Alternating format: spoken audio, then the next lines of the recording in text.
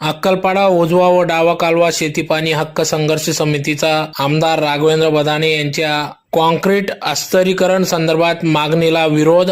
धुळे ग्रामीण विधानसभा मतदारसंघातील आमदार राघवेंद्र बदाणे यांच्या वतीने महाराष्ट्र राज्य विधानसभेच्या हिवाळी अधिवेशनात दिनांक 21/12/2024 रोजी औचित्याच्या मुद्द्यांवर केलेल्या भाषणादरम्यान अक्कलपाडा उजव्या व डाव्या कालव्याचे कॉन्क्रीट अस्थिरीकरण संदर्भात मागणी केलेली असून सदर मागणीमुळे कालव्यात सिंचनासाठी किंवा धुळे शहरातील नकाने हरणमाळ तलाव भरण्यासाठी ज्यावेळी धरणाचे पाणी सोडले जाते त्यावेळी कालव्यातील पाणी नैसर्गिकरित्या जमिनीत झिरपून कालव्यालगत असलेल्या सुमारे 1 किलोमीटरपर्यंतच्या विहिरींची पाण्याची पातळी वाढण्यास खूप मदत होते.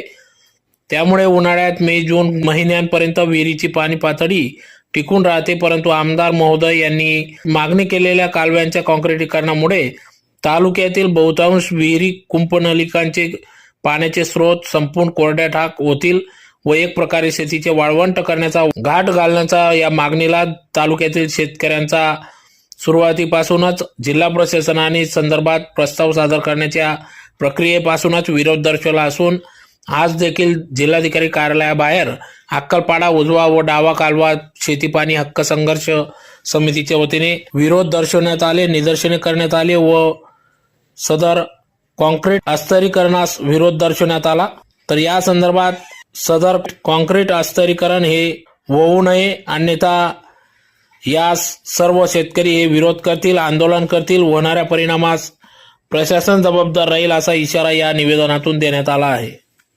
यावेळी डॉक्टर लक्ष्मीकांत बोडरे, प्रदीप देसले, जगदीश नेरकर, गायत्री जयस्वाल, सरपंच नेर, भारत भूषण, दिलीप राहुल नेरकर, किशोर मासोडे, राजेंद्र माडी आदी सर्व पदाधिकारी या ठिकाणी उपस्थित होते. नागपूर हिवाळी अधिवेशनात धुळे ग्रामीणचे विद्यमान आमदार श्री राघवेंद्र बदाणे यांनी अक्कलपाडा डावा कालवा उजवा कालवा अस्थिरीकरणासंदर्भात शासनाकडे मान्य केली व त्या संदर्भातला जो काही प्रस्ताव आता भविष्यात सादर होणार आहे तो मंजूर करण्यात यावा अशी शासनाकडे मागणी केली. या संदर्भात अक्कलपाडा संघर्ष समितीच्या वतीने आम्ही सर्व शेतकरी इथे जमलेलो आहोत. आमचा एकच मागणी आहे की ही जी काही मागणी आहे विद्यमान आमदारांची, याच्यामुळे आमच्या शेतामध्ये जे काही पाणीचा जो काही कालव्याद्वारे ज्या वेळेला शेती सिंचनासाठी किंवा धुळे शहरासाठी ज्यावेळेला नकाने तलाव भरण्याकरता ज्या वेळेला कालव्यांना पाणी सोडलं जातं त्यावेळेला नैसर्गिकरित्या काही ना काहीतरी पाण्याचं प्रमाण जे ते जमिनीमध्ये झिरपत असतं. पर्यायाने आमच्या सभोवतालच्या ज्या विहिरी ज्या आहेत त्यांची वॉटर लेवल ही वाढत असते आणि मे जून महिन्यापर्यंत त्या विहिरींचा स्रोत जो आहे तो टिकून राहतो. आता जर सरसकट अस्थिरीकरणाचा जर आमदार साहेबांनी विषय मांडलेला असेल तर त्यामुळे आमच्या विहिरी ज्या आहेत त्या